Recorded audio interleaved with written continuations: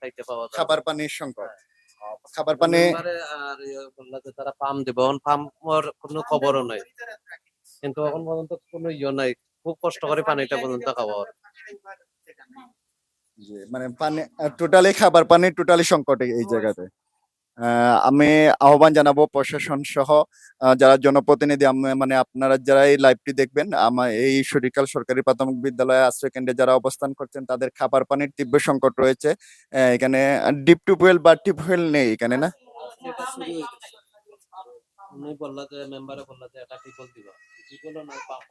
জি, যে টিউবওয়েলটি ছিল এই জায়গাতে, টিউবওয়েলটি অনেক আগেই চুরি হয়ে যাওয়ার কারণে যারা আশ্রয় কেন্দ্রে আশ্রয় হিসাবে আছেন তাদের খাবার পানির তীব্র সংকট রয়েছে। তো এই টিউবওয়েলটি মেরামত করে বা যেভাবে পানির ব্যবস্থা করার জন্য আমি লাইভে আশ্রয় কেন্দ্রে অবস্থানকারী সবার পক্ষ থেকে অনুরোধ জানাবো যে দ্রুত যাতে সরিকাল সরকারি প্রাথমিক বিদ্যালয় আশ্রয় কেন্দ্রে